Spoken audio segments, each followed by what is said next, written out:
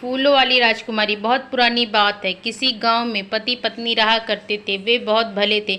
गांव भर के दुख में दुखी और सुख में खुशी से झूम उठते थे। वे दोनों छोटी सी झोपड़ी में रहते थे। आंगन के आधे हिस्से को गोबर से लीप देते और आधे में आलू, शकरकंद, मूंगफली तथा दूसरी सब्जियां लगाते। साल भर तक ये यूं ही अपना गुजारा कर लिया करते। एक दिन की बात है, बहुत सवेरे तारों की छांव में पत्नी झोपड़ी से बाहर निकली। उसने देखा कि एक सफ़ेद खूबसूरत बिल्ली कचनार की पेड़ तले दुबकी बैठी है। वृद्धा ने उसे पुचकारा तो वह उसके पांव से लिपट गई। पांव फटने पर वृद्धा पड़ोसी झोपड़ी से दूध चावल ले आई। वृद्धा दंपति ने कभी किसी के सामने हाथ नहीं पसारा था, पर सुंदर बिल्ली के लिए ये किसी न किसी तरह दूध का जुगाड़ करने लगे। इसी तरह समय गुजरता गया। सर्दी, गर्मी, पतझड़, बसंत आकर लौटने लगे। उन तीनों की खुशी का ठिकाना नहीं था, पर बिना काम धाम के कैसे चलता। बुढ़ापे के कारण दोनों को चलने फिरने में भी कठिनाई होने लगी। बिल्ली भी भूखे रहने लगी। वह अपने माता पिता के कष्ट को देख नहीं सकती थी। मैं भी जरा खुली हवा में हो आऊं, बिल्ली ने सोचा।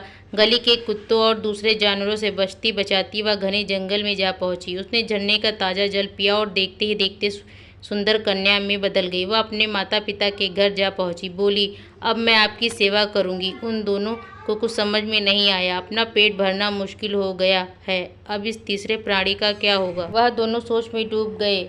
बिल्ली के कहीं गायब हो जाने से भी वह परेशान थे। वह कन्या जहाँ जहाँ जाती आंगन में फूल झड़ने लगते। फूलों की डलियाँ लिए वह बाजार जाती। फूल बेचकर पैसों से खाने पीने का सामान खरीदती और शाम को घर लौट आती। इस तरह तीन प्राणियों के परिवार की दशा धीरे धीरे सुधरने लगी। इतने सुंदर फूल गांव भर में कहीं नहीं थे। मज़े की बात यह कि बिना बीज खाद पानी के फूलों की खेती हुआ करती थी। बेटी, तू कौन है, कहाँ से आई है? वृद्धा पति पत्नी पूछते। मैं बेटी हूँ आपकी, इससे ज़्यादा कुछ जानिए भी मत, वह जवाब देती। खाना खाकर वह अपने झोपड़े में घुसती तो सवेरे निकलती। सवेरे के साथ ही रंग बिरंगे खुशबूदार फूलों का सिलसिला शुरू हो जाता। उसने माता पिता से कह रखा था कि उसकी असलियत जानने की कोशिश ना करें, पर उन्हें सब्र कहाँ। एक बार आधी रात को उन दोनों ने सुराग से झोपड़ी में झांका। उन्होंने देखा कि लड़की के स्थान पर वही सफ़ेद बिल्ली औंधे मुँह पड़ी है।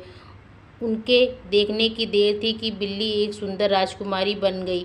आपने मेरा असली रूप देख लिया है, इसलिए अब मैं अपने फूलों के देश जाऊंगी। मैं आपकी सहायता करने चुपके चुपके यहाँ आई थी।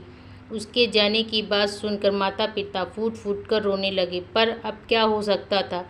चिंता ना करें, आपके आंगन में हमेशा रंग बिरंगे फूल खिलते रहेंगे। आपकी सेवा का बदला नहीं चुका पाऊंगी मैं। इतना कहते ही वह राजकुमारी तेज हवा के झोंके पर सवार होकर अपने देश चली गई।